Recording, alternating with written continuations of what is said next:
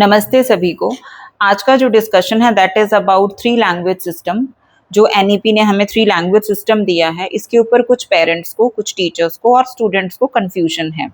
अब इसमें कंफ्यूज होने की कोई नीड नहीं है, क्योंकि no doubt English is a universal language. English तो रहेगी, ठीक है, but yes that will be considered as foreign language. जो बच्चे इंग्लिश तो कंपलसरी, हिंदी इंग्लिश तो स्कूल्स में पढ़ ही रहे थे, साथ में वो या संस्कृत पढ़ते थे या पंजाबी, फ्रेंच, जर्मन, ठीक है।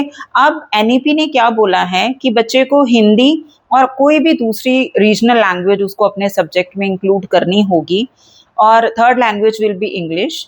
और इसके लिए इसके पीछे जो लॉजिक रहा, जो रीजन रहा, दैट इज हम भी देख सकते हैं पिछले कितने सालों में हमारे जो बच्चे हैं they are lacking in Hindi language. हमारी मातृभाषा जो है उसमें बच्चे लैक कर रहे हैं, बच्चों को मात्राओं की का पूरा ज्ञान नहीं है, और इसी रीजन से वो इंग्लिश भी ठीक से नहीं बोल पाते हैं।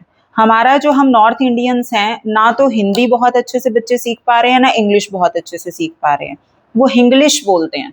अगर बच्चे को क्वेश्चन पेपर में लिखा आ जाए कि रेखांकित कीजिए, बच्चे को समझ में नहीं आता। बच्चा पूछता है मैम इसमें क्या करना है, और जब टीचर बता देते हैं कि बेटा अंडरलाइन करना है, okay okay now we understood. इसी तरह से they are not able to understand the vocabulary words of English also.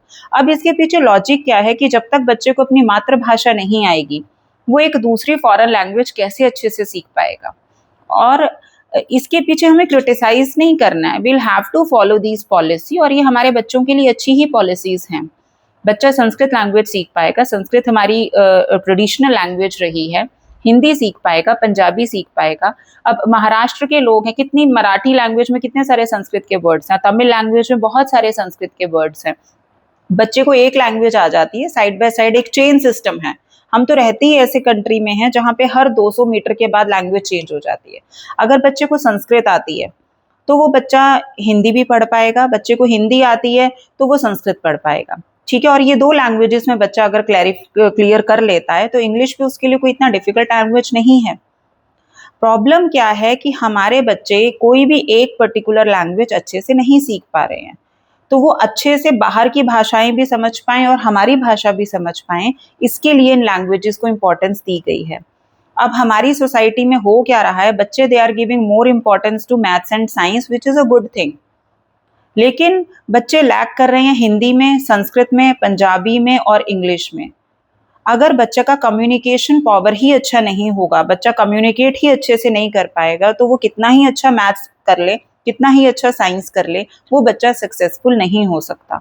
दूसरी चीज़ है कि हमारे बच्चे जर्मन को पढ़ना चाह रहे हैं, फ्रेंच पढ़ना चाह रहे हैं, लेकिन हिंदी संस्कृत क्यों नहीं पढ़ना चाह रहे, अपनी रूट से दूर जा रहे हैं।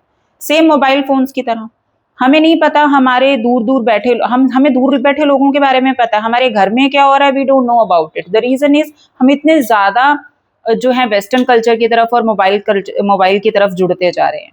अब रीजन क्या है कि बच्चे को पहले अपनी भाषा तो आए, अपने इंडिया की भाषाएं तो आए। अब हम हिंदी बोलते हैं, हिंदी बोलने पर भी हम पंजाबी भी समझते हैं, हम थोड़ी बहुत गुजराती भी समझ लेते हैं, हम राजस्थानी भी समझ लेते हैं। तो इट डजंट मीन कि हमारा बच्चा 3 लैंग्वेजेस समझ रहा है। हमारा बच्चा वो लैंग्वेजेस भी समझ पाएगा जो इन 3 लैंग्वेजेस से जो जुड़ी हुई लैंग्वेजेस हैं या मिलती जुलती लैंग्वेजेस हैं। So I think instead of criticising this thing we should promote these things. हमें जो एनईपी के साथ हाथ से हाथ मिलाकर चलना पड़ेगा। हम लोग पॉजिटिव होंगे इन चीजों को लेकर, तभी हमारे बच्चे भी पॉजिटिव होंगे। So this is the duty of the parents and the teachers to promote these 3 language system in our schools and at our homes also. Thank you.